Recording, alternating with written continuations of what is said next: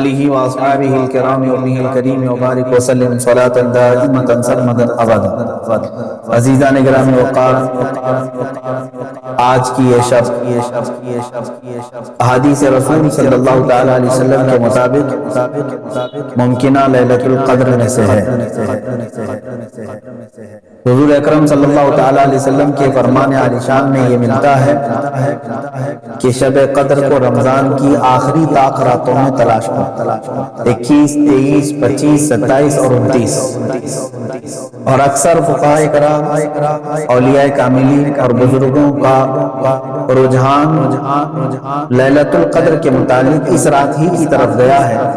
وہ 27ویں شب ہی ہو سکتی ہے، زیادہ غالب گمان یہ ہے۔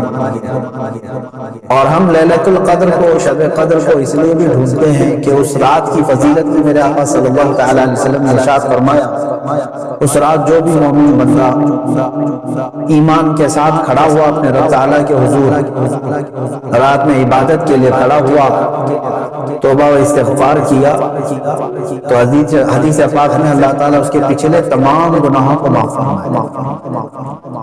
اس لیے لیلۃ القدر کی جستجو میں ہر مومن رہتا ہے کہ اس رات کو اگر اللہ تبارک و تعالیٰ نے معاف کرنا ہے، اس میں میرا بھی نام شامل ہو جائے تو پچھلے سابقہ تمام گناہ معاف کر دیے۔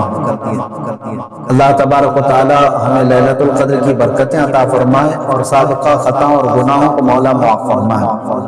میں تمام مومنین سے یہی کہوں گا کہ یہ رات جس کے متعلق قرآن کہتا ہے لیلۃ القدر خیر من الف شہر، یہ ایک شب قدر جو ہے، ایک لیلۃ القدر، ایک رات 1000 مہینوں سے افضل ہے، 1000 مہینوں سے افضل ہے۔ 1000 مہینے کئی سالوں میں ہو جائیں گے، جب آپ اس کو ترتیب دیں گے 1000 مہینے تو کتنے سال بن جائیں گے۔ تو یہ اتنے سالوں سے بہتر ایک رات ہے، یوں سمجھ لو پوری زندگی عبادت کرنا ہے ایک طرف، اور لیلۃ القدر کی اس مقدس گھڑی میں عبادت کرنا ہے ایک طرف۔ اس لیے اس رات کو ضائع ہونے نہ دیں۔ جو لوگ اس رات کو عیش و عشرت میں اور ادھر ادھر بیٹھ کر کے یا پھر گھومنے پھرنے میں، بائک رائڈنگ میں اور لوگوں کے تماشے دیکھنے میں جو گزارتے ہیں، میں سمجھتا ہوں وہ بہت بڑے حرمہ نصیب۔ انہوں نے اپنی قسمت میں ملی ہوئی اس رات کو اپنے ہاتھوں ضائع کیا، ہلاک کیا۔ اور اسی لیے میرے آقا صلی اللہ تعالیٰ علیہ وسلم کی حدیث بھی ملتی ہے، وہ شخص تباہ و برباد ہو جائے، ہلاک ہو جائے جو رمضان کو پایا مگر اس کی قدر نہیں کیا۔ اب حضور پاک صلی اللہ تعالیٰ علیہ وسلم نے اس کے لیے دعائے ہلاکت فرمائی ہے، تو ایسا بندہ تو ہلاک ہونا ہی ہے، ایسے کو تو برباد ہونا ہی ہے جو رمضان پایا لیکن اس کی قدر نہیں کر سکتا۔ تو میرے عزیزوں، میں تمام نوجوانوں سے یہی کہوں گا، تمہارے لیے کھیلنے کودنے اور دوسرے کاموں کے لیے اور بھی بہت سارے اوقات ہیں، لیکن اس پاکیزہ وقت کو اس طرح ضائع نہ کرو۔ اور جو دیکھنے میں ملتا ہے، اس رات کو لوگ دوست احباب کے ساتھ نکل پڑتے ہیں، چلو عیش و عشرت کرنا ہے، کچھ گھومنا پھرنا ہے، لوگوں کو پریشان کرنا ہے۔ اب تو حالات لاک ڈاؤن کے ہیں، باہر اگرچہ جانے نہ ملے مگر اپنے نوجوان بچے اپنے ہی محلے میں لوگوں کو، پولیس کو پریشان کرنے کے لیے نکلتے ہیں۔ تو کیا یہ رات اس طرح کے عیاشیوں کے لیے آتی ہے؟ کیا تم اس کو اوروں کی طرح، غیروں کی طرح سمجھتے ہو کہ انٹرٹینمنٹ کی ایک رات ہے، دوسروں کے تہواروں کی طرح رقص کرنا، ناچنا، شراب پینا؟ معاذ اللہ، یہ وہ رات ہے جو تمہارے سابقہ گناہوں کو معاف کرنے کی بشارت لے کر کے آ رہی ہے۔ تم اس کی طرف توجہ نہیں دیتے، تو پھر ایک بات یہ بھی یاد رکھ لو، تم میں سے کسی کو یہ بات خبر نہیں ہے، کسی کو معلوم نہیں ہے کہ اگلا رمضان تمہاری زندگی میں آئے گا کہ نہیں آئے گا، نہیں معلوم۔ یہاں تو لاشیں اس طرح سے دیکھنے کو مل رہی ہیں، روزانہ موت کی خبریں اس طرح عام ہو چکی ہیں۔ تو آپ اندازہ کرو کہ اگر آپ کو اللہ تعالیٰ نے یہ رات عطا کیا ہے تو یہی سوچ کر کے کہ آپ عبادت کرو کہ شاید میری زندگی کی آخری رات ہوگی، یہ لیلۃ القدر شاید میری زندگی میں دوبارہ نہیں ملے گی۔ جب یہ تصور تمہارے اندر آئے گا تو انشاءاللہ عبادت کا ایک ذوق بھی بن جائے، لطف بھی آئے گا۔ اور اللہ تعالیٰ سے گڑ گڑا کر کے مانگو گے، اس طرح سے مانگو کہ مولا اگر یہ میری زندگی کی آخری شب قدر ہے تو اس رات کو بخشے بغیر مجھے اپنی جگہ سے نہ اٹھا، میرا نام بخشے وہ میں شمار فرما۔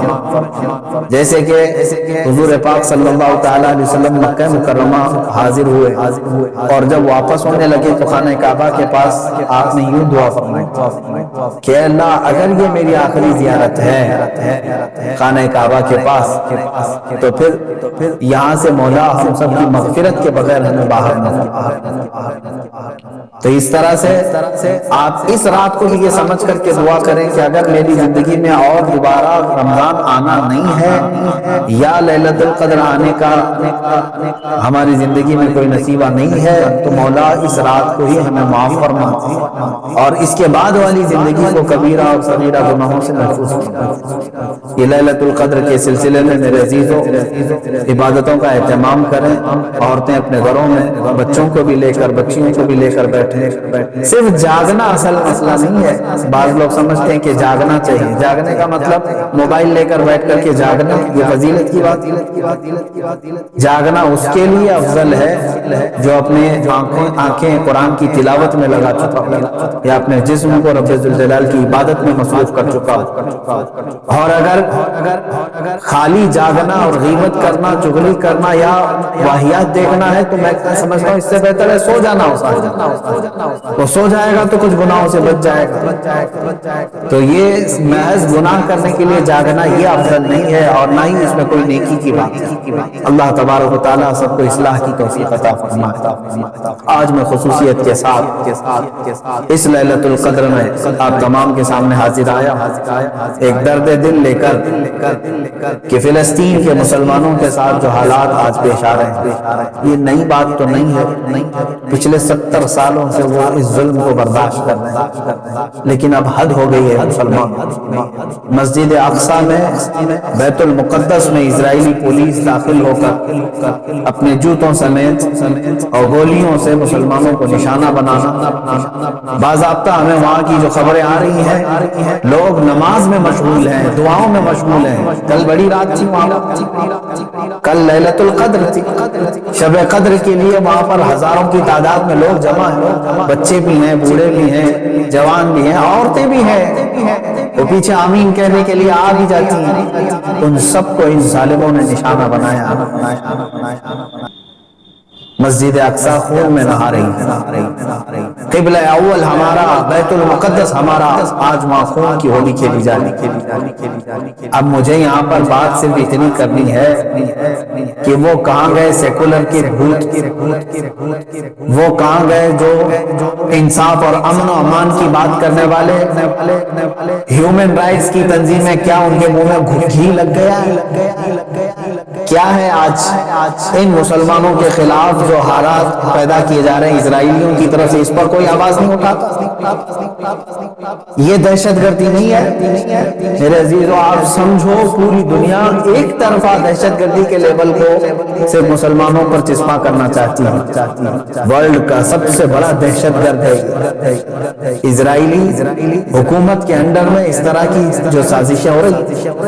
آپ سوچیں کسی بھی مذہب کے کسی بھی دھرم کے لوگ جب عبادت میں ہوتے ہیں، عبادتوں کے وقت کسی کو گولیوں کا نشانہ بنانا اور صفوں کو درہم برہم کرنا اور بچوں پر بھی گن تان لینا اور وہاں کے نوجوانوں کے سر پر جوتیاں رکھ کر کے کھڑے ہو جانا، عورتوں کے دوپٹے کھینچ لینا، یہ ہے ایک چہرہ اسرائیل کا جس کو دنیا بتانا نہیں چاہتی۔ اور وہ سب حد پار کر کے بھی امن کے مسیحا ہیں اور دہشت گرد ہم ہیں۔ وہ قتل بھی کرتے ہیں تو چرچا نہیں، ہم آہ بھی کہتے ہیں تو ہو جاتے ہیں بدنام۔ میرے عزیزو اب یہ وقت قیامت کے قریب کا ہے، آپ دیکھو کہ تمہارا مسیحا ہے کون تمہارے لیے آواز اٹھانے والا ہے۔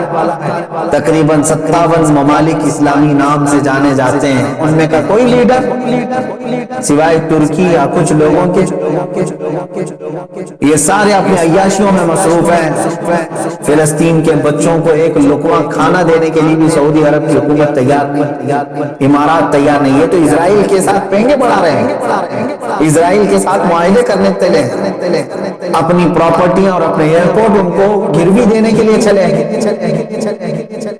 سمجھنے کی آج ضرورت ہے، جہاں اسلامی ملک ہم سمجھ رہے ہیں، سعودی ہو یا امارات ہو یا بحرین ہو یا قطر ہو، یہ تمام ممالک ان سب کی نہ جانے کون سی مجبوریاں ہیں، یا ان کے گھروں میں کون سے یہودی آ کر داخل ہو چکے ہیں کہ واللہ اعلم، کہ نہ سیریا کے مارے جانے والے مسلمانوں کے لیے بات کرتے ہیں، نہ فلسطین کے نہتے بچوں کے لیے بات کرتے ہیں، نہ یہ برما کے قتل عام پر کوئی بات کرتے ہیں۔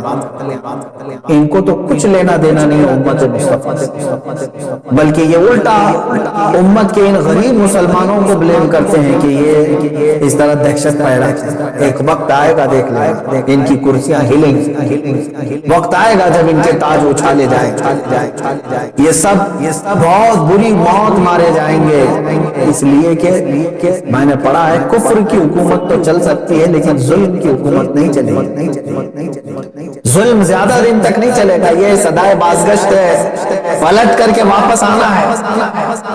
آپ کو پتہ ہے، میں نے دیکھا ہے فلسطین کے بہت سارے لوگوں جن حالات میں وہ زندگی گزار رہے ہیں، اللہ کی 35 سال 40 سال سے ان کی مارکیٹوں پر کرفیو لگی، کرفیو سمجھتے ہیں، ایک دن 2 دن کرفیو لگے تو ہمارے دکانوں پر تالا، اور 40 سال سے کرفیو لگا کر کے رکھے کچھ مارکیٹ، بازاروں دکانوں پر جالے لگ چکے ہیں، بہت ساری پراپرٹیاں اور جائیدادیں ہڑپ کر کے اسرائیلی غصب کر کے بیٹھے ہوئے، یہ ساری کی ساری چیزیں بنا ان عرب لیڈروں کی اجازت کے اور ان کی منظوری کے نہیں ہو رہی ہیں، یہ سب میں ان لوگوں کی ہمدردیاں شامل ہیں، انہوں نے سعودی ہو یا جتنے بھی یہ مسلم کنٹریز ہیں، فلسطین کے بچوں کے خون پر اپنی کرسیاں بچھائے ہوئے۔ آج ہمیں درد ہوتا ہے اس بات کا میرے عزیزوں کہ اب مسجد اقصیٰ کو بھی انہوں نے پامال کر دیا،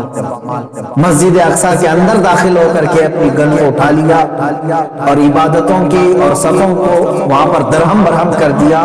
اب یہ تمہارے سمجھنے کا وقت آ چکا ہے، اب مسلمانوں تمہارے اتحاد کا وقت ہے، لیکن ہم تو یہاں سے آواز اٹھاتے ہیں، جتنا ہو سکے میں بیدار کرنے کے لیے آواز اٹھاتا ہوں، ورنہ رہ رہ کے 100 زخموں کا خیال آتا ہے، کس زخم پر ہم بات کریں۔ اسی لیے وہ حالی کا شعر مجھے یاد آتا ہے، رسول پاک کی طرف مخاطب ہو کر کے حالی نے کہا تھا، خاص ہے خاصان رسول وقت دعا ہے، امت پہ تیرے وقت جب آ کے پڑھا۔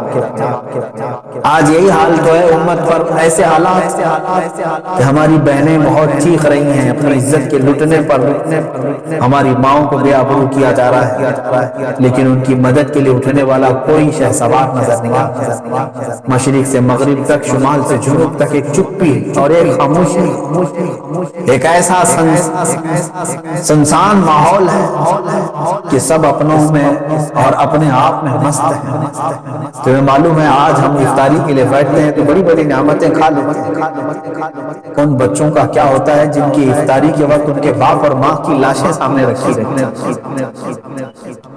رمضان المبارک ان کا ہر سال اس طرح سے خون میں نہلا دیا جاتا ہے، یہ کون سا انصاف ہے؟ یہ امریکہ جو ہیومن رائٹس کی بات کرتا ہے، دنیا کو انصاف اور جمہوریت دینے کا علمبردار کہلاتا ہے، یہ سب کے سب ان فلسطینیوں کے قتل عام پر خاموشی اختیار کی ہے۔ کہاں ہے وہ اقوام متحدہ؟ کہاں ہے وہ UN؟ وہاں پر ان چیزوں کی بات نہیں ہوگی۔ ہاں اگر ایک اسرائیلی مارا گیا یا ایک یہودی یا ایک عیسائی مارا گیا تو اس کے لیے تو بوال ہوگا۔ مسلمانوں کا خون سستا ہوتا ہے، مسلمانوں کا خون بہت عام ہے کہ ان کو کوئی بھی بہا دے۔ اے مسلمانوں، اس لیے آج تمہیں واپس اپنے اسی قدم پر آنے کی ضرورت ہے جہاں پر رسول پاک نے تمہیں چھوڑا۔ میرے آقا صلی اللہ تعالیٰ علیہ وسلم نے جو نقوش ہمیں دیے وہاں پر تمہیں واپس آنے کی ضرورت نہیں۔ تم اگر دنیا کی رضامندی کے لیے اپنے آپ کو بیچتے ہو، چند لوگوں کی رضا کے لیے اپنے آپ کو بدلتے ہو، تو یاد رکھنا یہ دنیا کبھی تم سے راضی نہیں، کبھی راضی نہیں۔ کیوں نہ ہم رسول پاک صلی اللہ تعالیٰ علیہ وسلم کی رضا کے کام، اللہ اس کے رسول راضی ہو جائیں تو پھر ہماری وہ سابقہ قوت لوٹ آئے گی جس قوت سے قیصر و کسریٰ کانپتے تھے، وہ ایمانی غیرت واپس لوٹ آئے گی جس سے وقت کا چنگیز خان بھی ہل جاتا تھا، تھر تھر کانپتے تھے، وہ ایمانی غیرت اور حمیت واپس آ جائے۔ شرط صرف اتنی ہے ان کنتم مؤمنین، تم سچے نبی کے غلام ہو۔